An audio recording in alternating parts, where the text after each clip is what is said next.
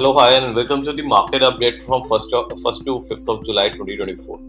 So, starting with the political environment, recently in the last week, UK went into the elections, in which the incumbent party of Rishi Sunak lost to the Labour's party under the leadership of Keir Starmer, who won with 441 numbers. What does it mean for India? Well, the Labour Party relationship with India has not been that great, with issues pertaining to one stand of Kashmir and Khalistani movement. But this time the Prime Minister had already made his stand clear on at least on the Kashmir issue, that it is an issue that India and Pakistan need to resolve among themselves. Now moving to the neighboring countries, Nepal, the Prime Minister Pushpa Kamal Dahal lost majority after coalition partner quits. He would face a vote of confidence in the parliament within next 30 days. In Pakistan is currently aiming to finalize a staff level agreement with IMF for a bailout package exceeding $6 billion this month. For this, Pakistan has met all the conditions laid out by the IMF. One of the conditions was they had raised the tax revenue target by 13 trillion rupees, that is $47 billion for the fiscal year that began on July 1st. Which is a 40% jump from the prior year, and a sharp drop in its fiscal deficit of 5.9% of the gross domestic product from 7.54% the previous year. The impact of this was seen in the milk prices. The prices of the milk surged by more than a fifth after a new tax was applied, making it the dairy staple most expensive in some of the developed countries like France, Australia. UN and the UN Food and Agriculture Organization came out with their food price index, which showed that it held steady for the month of June.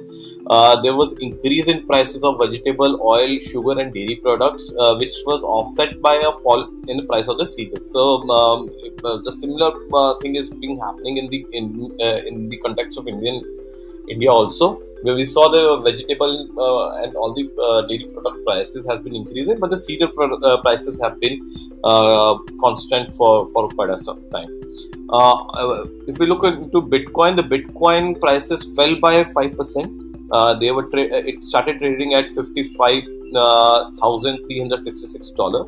This is their lowest since February, and was down by 10% for the week. Ether also slid by 8% and was trading at 2,891, which is 1.5 month low.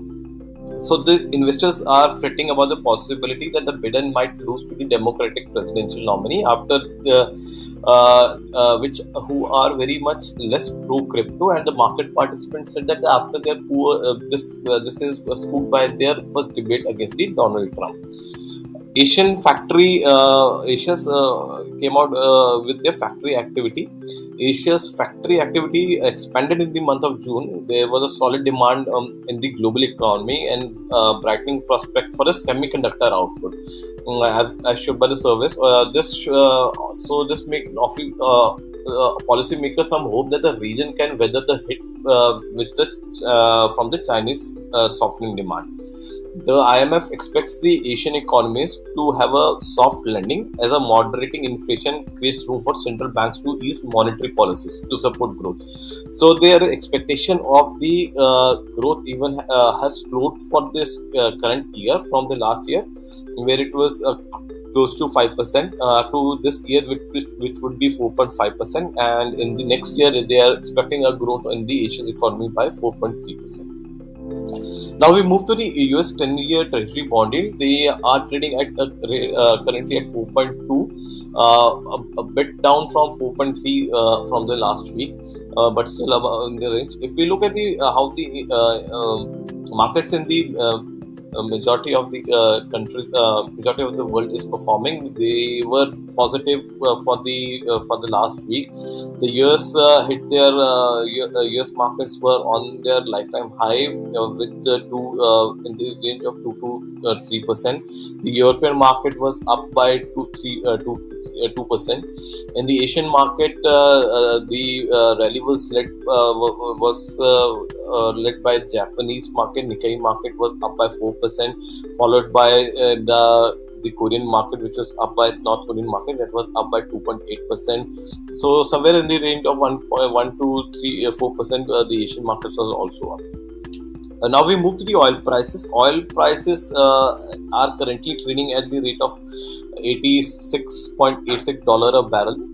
This prices have inched higher as US crude stock draw was higher. In the US, the oil production and demand has been rising for the last 4 months since April, and it's expected this summer the oil demand for the oil would be higher in the US, so the prices might remain elevated. 24 karat gold is currently trading at 73,038 per 10 gram, which is up by 2.03% from the last week. In this week, the markets were supported by FIS. FIS bought 6,874 crores. This was approximately 4th or 5th week of FIS buying in the country. DIS sold, whereas the DIS became a net seller in this week, and they sold close to 385 crore worth of equity. So backed by the FIS buying, the markets were positive in the week. Sensex was up by 1.2%. Nifty Bank was up by 0.6%. Nifty Midcap was down by Nifty Midcap was up by 2.4%. Nifty Smallcap was up by 3%. The Nifty Midcap and the Nifty Smallcap are in their bullish phase, and we can't see any stop till now. Once we move to the valuation, we see that the valuations are elevated. The Nifty PE has reached Nifty 50 trailing PE has reached a valuation of 23.2 above 2 years average and below 5 years average. Nifty 150 midcap 150 trailing PE is at 43.4, which is just 2 years and 5 years high. Nifty small cap 100 trailing PE is at 30.3, nearly 2 years and just above 5 years high.